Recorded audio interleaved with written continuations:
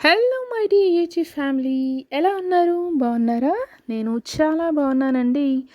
Very good afternoon. First time నా channel చూస్తున్నారా? అయితే నా ప్రీవియస్ వీడియోస్ చూడండి. నచ్చాయి, యూస్ఫుల్ ఉన్నాయి అనిపిస్తే తప్పకుండా లైక్ చేయండి, షేర్ చేయండి, సబ్స్క్రైబ్ చేసుకోవడం మర్చిపోకండి. చాలామంది చూస్తున్నారు కానీ సబ్స్క్రైబ్ మాత్రం చేయట్లేదు. మీ సబ్స్క్రిప్షన్స్, లైక్సే కదండి మాకు ఎంకరేజ్మెంట్గా ఉంటాయి. అలాగే సబ్స్క్రైబ్ బటన్ నొక్కగానే పక్కనే బెల్ సింబల్ వస్తుంది కదా, ఆ బెల్ సింబల్ నొక్కేయండి. అక్కడ ఆల్ అనే ఆప్షన్ని ఎంచుకోండి. అప్పుడు నేను అప్లోడ్ చేసే ప్రతి న్యూ వీడియో నోటిఫికేషన్ మీ వరకు చేరుతుంది. మీరు మిస్ కాకుండా చూడగలరు అనమాట. ఓకే, మరి ఈరోజు నేను ఏ టాపిక్తో వచ్చేసాను, ఏంటి అన్ని రోడ్లు చూపిస్తున్నాను అనుకుంటున్నారా? నేను బస్లో ప్రయాణం చేస్తున్నానండి. అయ్యో, మీకు ఇంకా ఈ విషయం చెప్పనే లేదు కదూ. నేను ఆల్ ఇండియా రేడియో వివిధ భారతి వింగ్లో క్యాజువల్ అనౌన్సర్గా సెలెక్ట్ అయ్యానండి. Last year casual announcers, RJs వాటి నోటిఫికేషన్ వచ్చిందనమాట. దానికి అప్లై చేసుకుంటే లాస్ట్ ఇయర్ ఫిబ్రవరిలో రిటర్న్ టెస్ట్, మార్చ్లో ఆడిషన్ టెస్ట్, ఏప్రిల్లో సెలక్షన్ లిస్ట్ అయిన వాళ్ళకి ప్రోగ్రామింగ్ ఎలా చేస్తారు, ఆన్ ఎయిర్లో ఎలా వెళ్ళాలి, అనౌన్స్మెంట్స్ అనే విషయం మీద 1 వీక్ ట్రైనింగ్ ఇచ్చారండి. అలాగే మేలోనేమో ప్రొడక్షన్ వర్క్లో 5 డేస్ ట్రైనింగ్ ఇచ్చారు. ప్రొడక్షన్ వర్క్ అంటే ఏంటంటే రికార్డెడ్ ప్రోగ్రామ్స్ కొన్ని, స్పాన్సర్డ్ ప్రోగ్రామ్స్ కొన్ని వస్తాయి కదా వివిధ భారతిలో. వింటారా ఎవరైనా? వివిధ భారతి 102.8 మెగాహెర్ట్స్పై ఆల్ ఇండియా రేడియోది అదేనండి. రెయిన్బో ఎఫ్ఎం కూడా ఉంటుంది. ఇవి రెండు కూడా ఒకే ఆఫీస్లో ఉంటాయన్నమాట. అన్నీ ప్రసార భారతి కిందకే వస్తాయి కదా. రెయిన్బోనేమో 101.9 ఎఫ్ఎం, ఇదేమో వివిధ భారతి ఏమో 102.8 మెగాహెర్ట్స్ అనమాట. నేను అప్పట్లో నా ఎంటెక్ కంప్లీట్ చేసిన కొత్తలో కూడా ఇలా పడ్డాయన్నమాట, నోటిఫికేషన్ పడింది. అప్పుడు నేను చేశాను 2 ఇయర్స్. తర్వాత జాబ్ పర్పస్లో అంటే లెక్చరర్గా వెళ్ళాను కదా, ఇంజనీరింగ్ కాలేజ్లో లెక్చరర్గా వర్క్ చేశాను నేను. అక్కడ టైమ్స్ కుదరక నేను వదిలేయడం జరిగింది. తర్వాత చాలా గ్యాప్ వచ్చేసింది.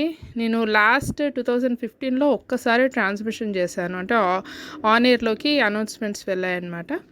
ఆ తర్వాత మళ్ళీ ఇప్పుడే అనమాట. ఇప్పుడు నేను ఇంట్లోనే ఉంటున్నాను కాబట్టి మళ్ళీ అప్లై చేశాను అన్నమాట. సెలెక్ట్ అయిపోయాను మొత్తానికి.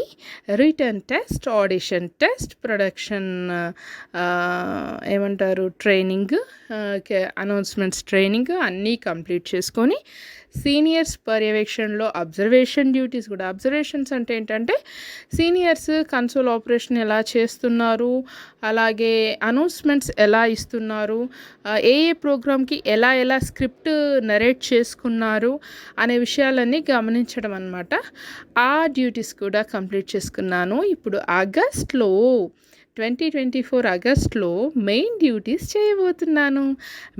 మీరెవరైనా 102.8 మెగాహెర్ట్స్ రెగ్యులర్ శ్రోతలు అయితే కనుక నా ప్రోగ్రామ్స్ ఆన్ ఎయిర్లో వినొచ్చు. 102.8 మెగాహెర్ట్స్ పై మీ ఆకాశవాణి వివిధ భారతి కేంద్రం. తరతరాల తరగని ఆనందం, అలరించే సంపూర్ణ వినోదం అన్నమాట దాని ట్యాగ్ లైన్. అలాగే ఈరోజు నేను ఎందుకు వెళ్ళానంటే ప్రొడక్షన్ వర్క్ అంటే రికార్డెడ్ ప్రోగ్రామ్స్ ఎలా రికార్డ్ చేయాలి, ఎడిట్ చేయాలి, ఫైనల్గా మనకి ఆన్ ఎయిర్లో వచ్చే విధంగా స్మూత్గా ఎలా ఎడిట్ చేసుకోవాలనే ట్రైనింగ్ ఉందన్నమాట. ఇంకా 5 డేస్ వీళ్ళు కల్పించారు.